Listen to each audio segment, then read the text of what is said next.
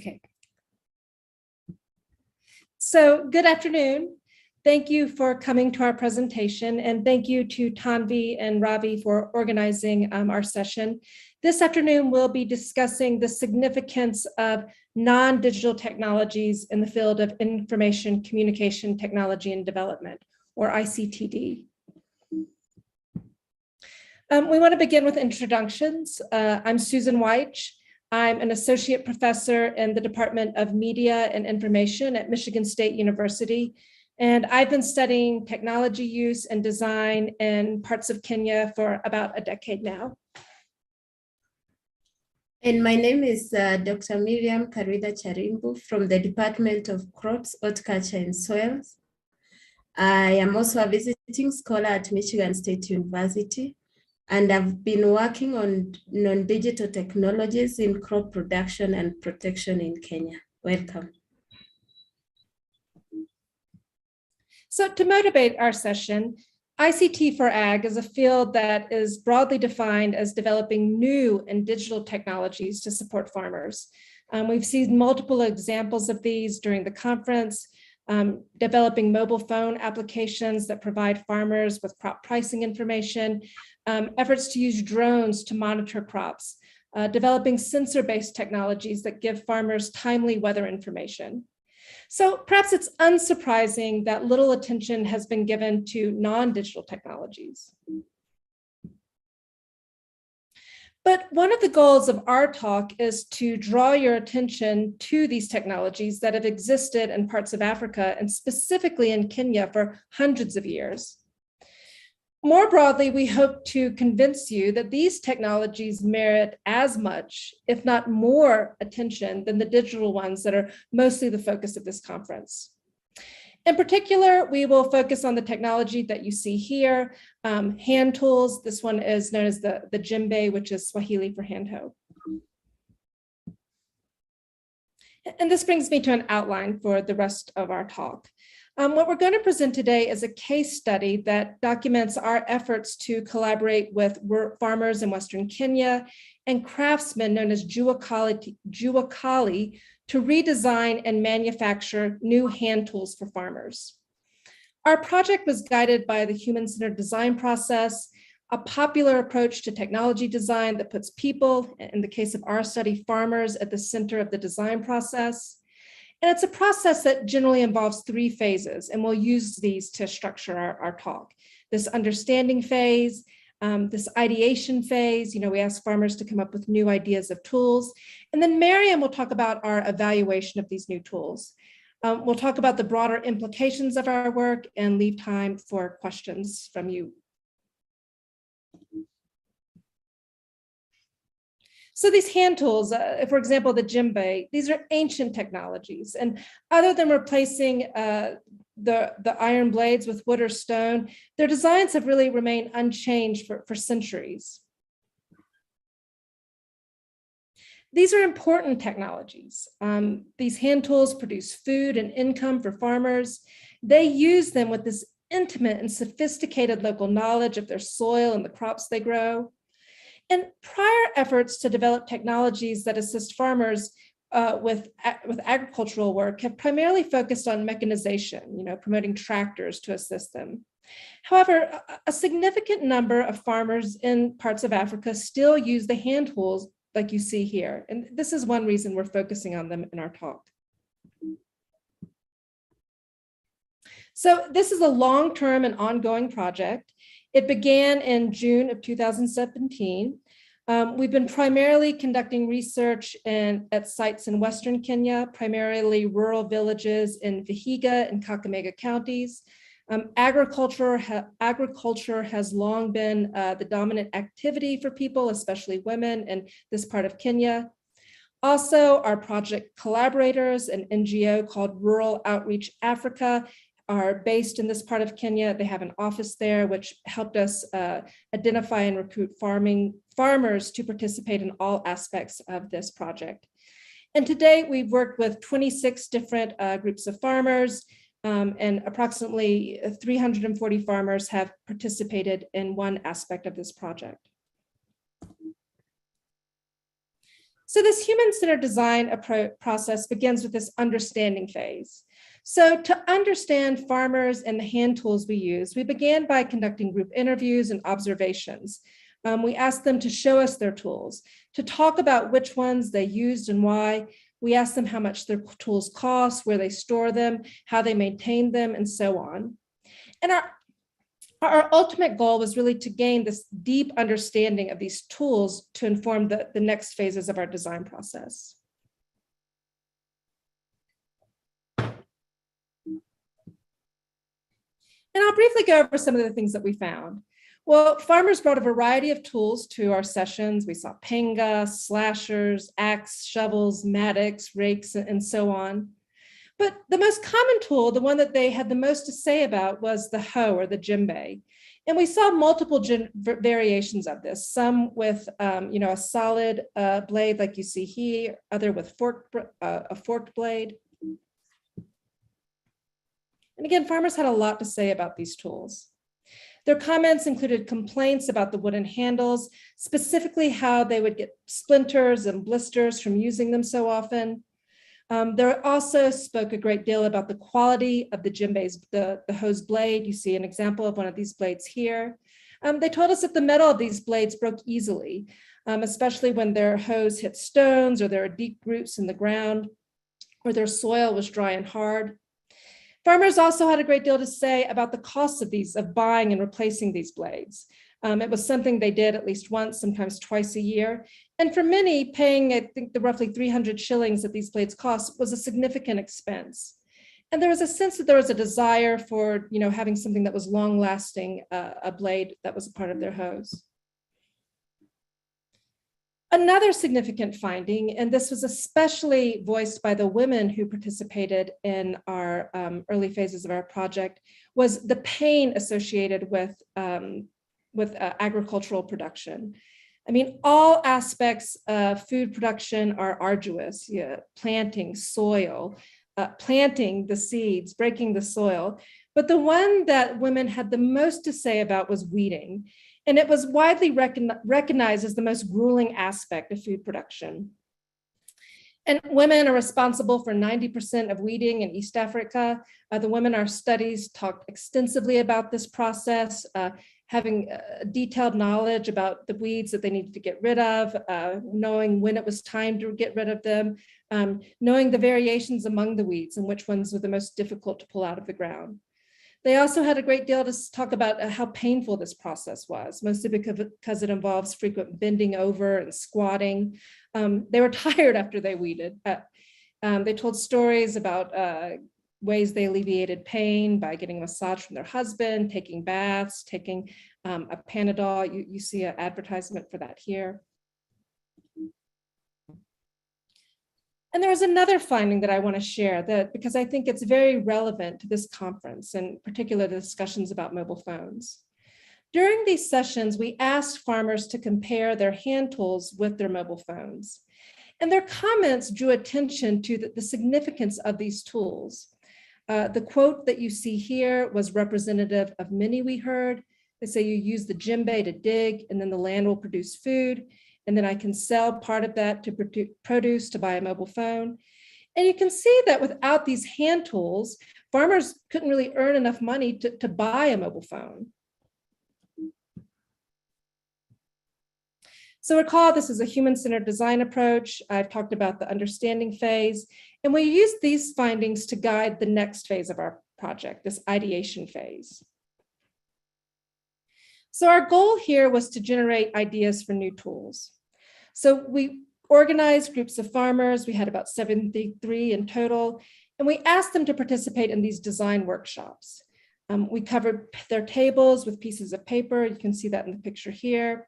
We gave them markers and pencils, and we asked them to draw a new tool, their perfect tool that they would want to use for weeding. And then we asked them to present these ideas to us.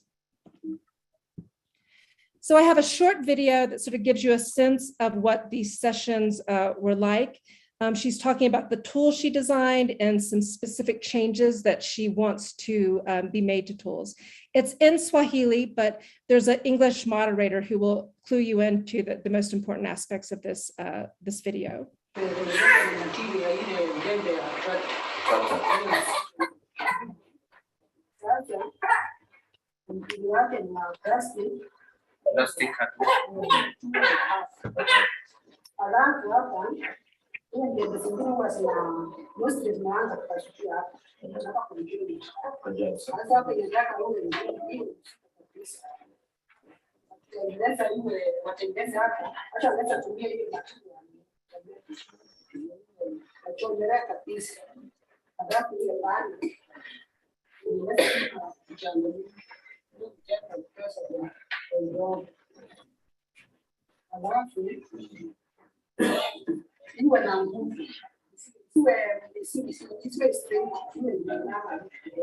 So the handle should be bent and not straight. Oh. That's what he said.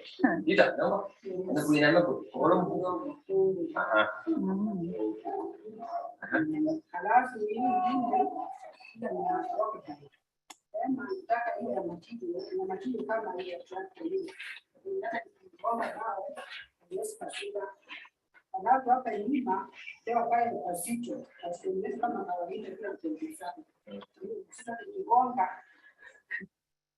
So you can see how this approach was useful for allowing farmers to visualize some of the changes they wanted to make to their existing tools. She's talking about a plastic handle, a curved handle.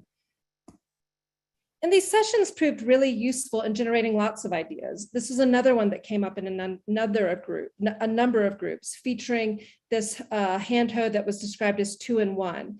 So it had a big blade, and the second part was a forked blade.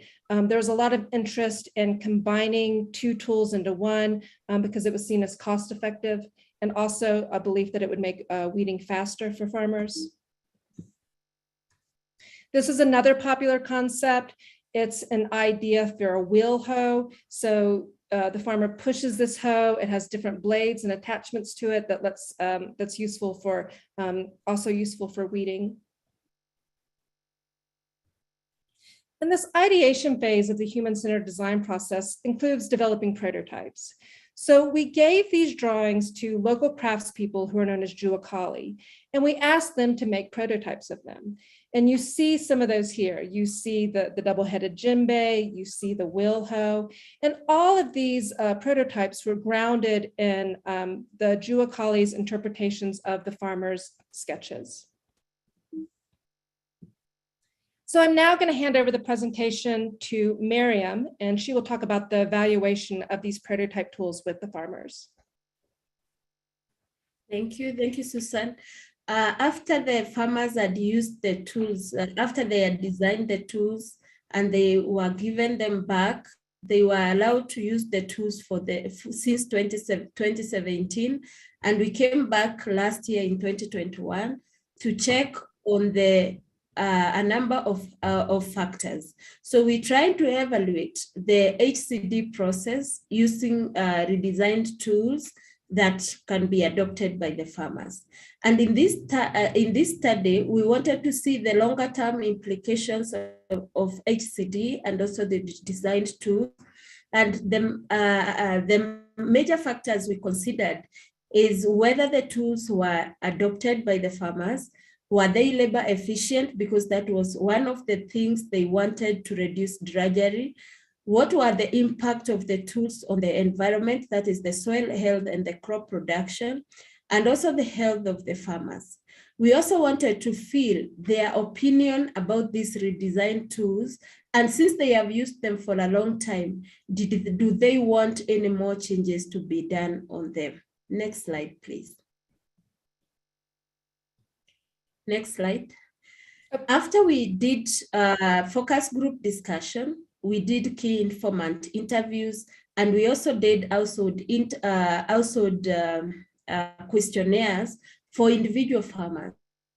And all these tools were used to check on what is the opinion of the farmers, the ability to be labor efficient, and all the other factors.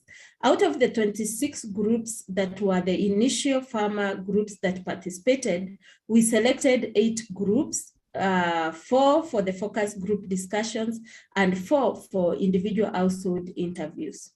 And out of these, the total number of people who were interviewed, the majority were the women, that they were about 74%, and the men were about 24%. Why am I presenting this? This is to show the women are the ones who provide labor in the farms in rural areas of Kenya. They also are the ones who do the cultivation. And they can also do cultivation as a source of income. So their value in designing the tools is very key. The other item I wanted to present is the age. The age of the people who were interviewed in this study and who participated, the mean age was 48 years, with the eldest being 73 years. This informs you that the rural farmers in Kenya, majority are aged. And therefore, they continue to use these ancient technologies that we think are ancient, and the digital technologies may take time for them to accept them and also to adapt them. 98% of the farmers who were interviewed said they are aware of these redesigned tools, and 64% of these farmers are still using the redesigned tools about 5 years since the end of the project, the introduction of the project. This is very key because we need to evaluate any technology that we introduce to the farmers. You need to evaluate on whether it is becoming efficient and whether the farmers themselves want it and whether they are accepting it. We also looked at, the next slide, please. We also looked at what influences these farmers to accept these technologies. You can see in the design process, there are those which are designed that are ancient but with modifications. And for example, if you look at the wheel hoe, it is a more advanced technology than the djembe itself. So we asked them, why do you select these tools? They said one of the things is the durability of these tools, because they are living below poverty line. So they need a tool that can serve them for a long time. So durability was one of the key things. And we also noted that as you advance the technology, the cost increases. And when the cost increases, they are less likely to adopt that technology. You can see this on the graph because there's more fork djembe and more adoption than the other tools that were more advanced. This is because there are a number of factors that influence the adoptability of a technology. One of them is the cost of production, because a djembe was sold at maybe $2 in Kenya. But when you go to the wheel hoe, it costs about $60. So majority of the farmers cannot adapt to this technology. They would rather still stick with their ancient technology, which is very key to their production. The other thing we saw is that the education level of the farmers in these rural areas determine whether they will adopt a new technology or not.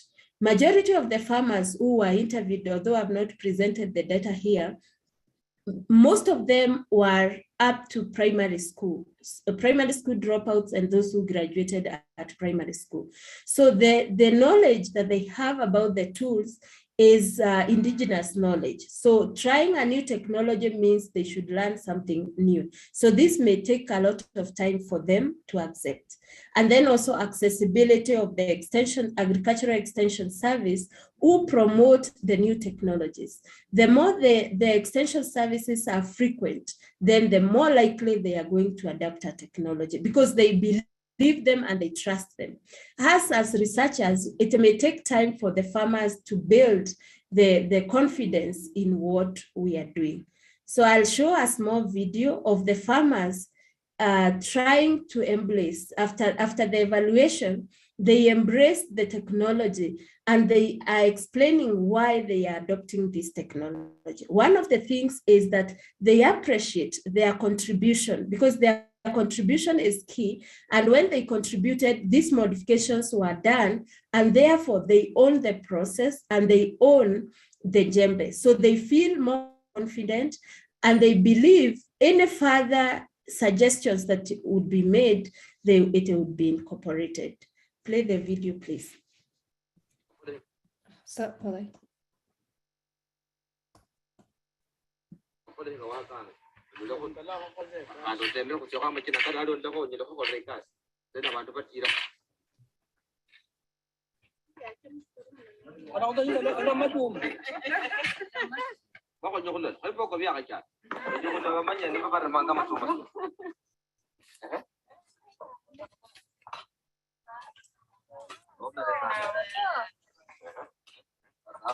Sawa tu, umetosha. Haya, na hii ndio manyo urumshana. Ano. Kazi hapo. Wale mabina lao. Kumanya mukunda shika tu mugumbu shika bona taita. Kumanya mtu. Ulogumbu shika bona. Lakini hano loduma imberi kanyashita. Ano loduma inahali pale. Sio.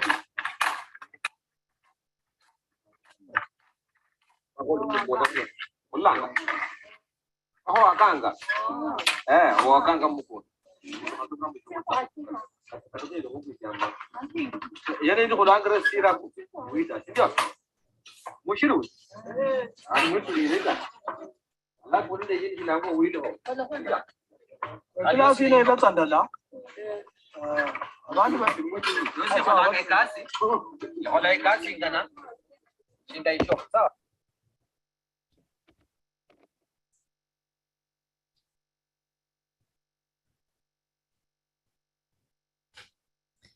Do you have anything you want to add, Miriam, or should I proceed? Proceed.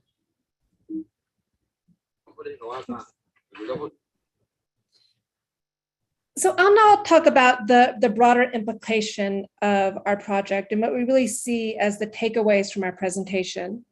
So this human-centered design approach has generally been applied to developing innovative digital technologies, again, which are primarily the focus of this conference. Here, we applied this approach to redesigning an important non-digital technology, hand tools. And one of our most significant findings is that the innovations farmers need might not always need to be radically new or high-tech. The farmers in our study wanted gradual improvements to the tools they already had. They wanted handles made out of different materials. They wanted stronger blades.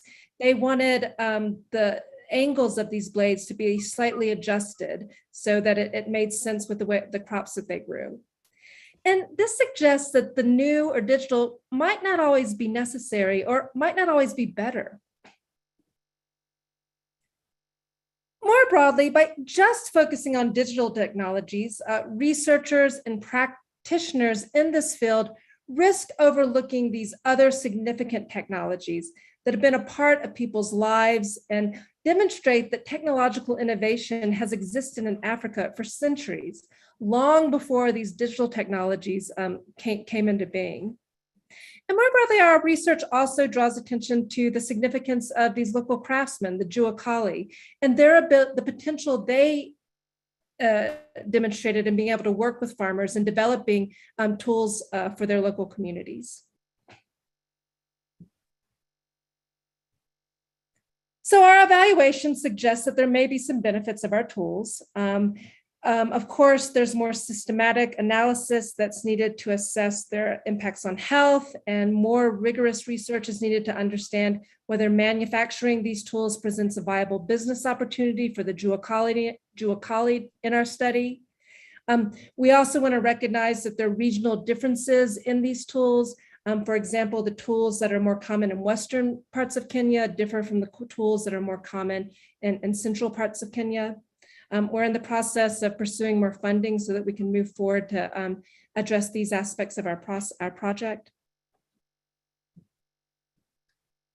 So this brings me to the end of our talk. This is a very collaborative project, and I want to thank all of the other researchers who've helped make it happen. Stephen Sino, who is our field assistant, and to the farmers and Juakali who have helped us with our project. We want to thank Professor Ruth Onyango, Njeri Karanu from Rural Outreach Africa. We also want to thank our collaborator, Dr. Jennifer Olson, for her support in this project. Finally, we're grateful to Michigan State University. This project has been funded by a grant from the Alliance for African Partnership. So that now concludes our talk, and we'd be happy to answer questions during the rest of this session.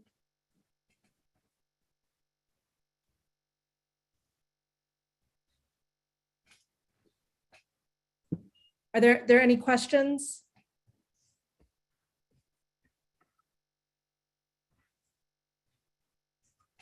So I see one, I'm going to read it out loud. Question, this will help reduce drudgery, but when mechanization affect its adoption? Miriam, do you want to answer that question? You can repeat the question. Yeah, the question is, I guess these tools may help reduce drudgery, but would mechanization affect its adoption? Yes, I want to agree with you that the tools reduce drudgery. Mechanization is also there, but I want to inform the person who has asked the question that these tools were designed because when you look at Kenya, there are those areas where there are large tracts of land which are flat and mechanization is easily applied.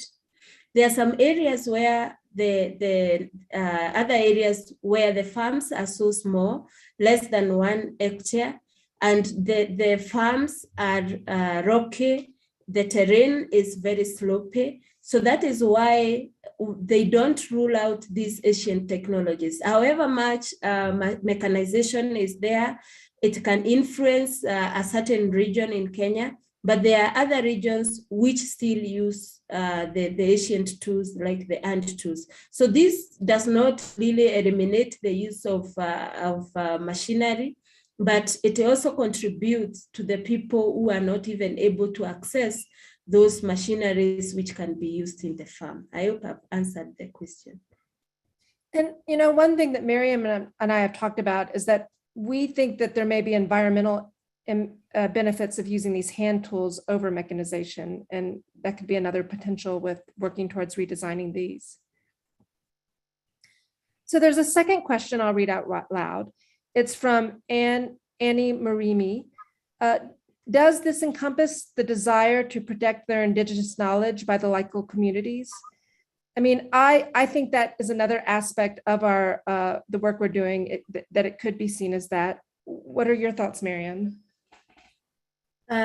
It may be part of the indigenous knowledge because they have a lot of information. And one of the evaluation questions that we had was, how long have you used this machinery or these hand tools, or how long have you lived in this area? Because they also have their own tools that they normally use before even the redesigning.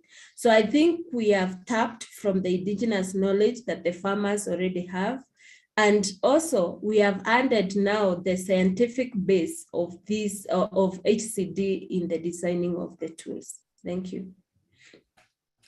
So we have another question from Victor. Has your research distinguished between gender and across ages of farmers? So I'll go back to this slide, but Miriam talked about sort of the predominance of women in our study, and also talked about the age of farmers. I don't know if that answers your question, Victor, or if there's something more specific you need to know. Maybe we did not, in this presentation, we did not show the segregation of gender and age, but this is the general outlook. But we also have other data that shows the different ages of the people who participated, from the youth to the adult and also to the elderly, which is available once the papers are published. Thank you. And we've also seen another comment from our collaborator and who's also assisting us with this project, Paul Kimurto from Edgerton University. Thank you for your comments. So I'm going to read this next question from Barbara. Could you please say more about the environmental benefits and the ways that these tools may be useful in adaptation to climate change? Thanks for an interesting session. I think Miriam is best suited to answer this question, the impact on the tools and potential benefits related to climate change. On the use of these ANT tools, we are in the process of validating the data that we have collected. And we are using now more advanced research tools which can assist us understand the level of the contribution, especially to the diversity conservation, and at the same time maintaining the soil health, because like many machineries have a lot of cause the ant pans and other kind of negative impacts that we can give at a later date, the evaluation process. But also in some areas where we visited recently on the eastern side, we realized that conservation agriculture is their main interest. And we wanted to see how we can modify these tools so that they can also contribute to conservation agriculture. And at the same time, they contribute to the better adoption and resilience to climate change.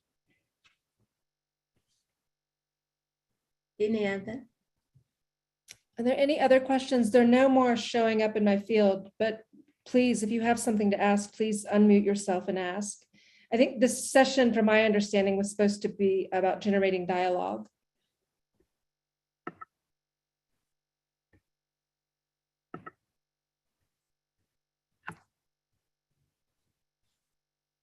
I think there are no more questions. I can't see them from my side. I don't see any.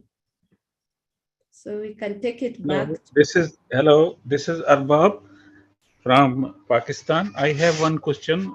Sorry, I joined little late, but I have one question that mostly, if I say in Pakistan, mostly females work in field, like in chili crops, they go for chili picking, and they face serious problems like chili. It's very difficult to during picking. Even hybrid varieties, pregnant women, they face so many after effects of these activities. So is there any tools for facilitating women, like in weeding, in transplanting, the roles which is being done by women in the agriculture? So these tools mostly means these are traditionally used from every area.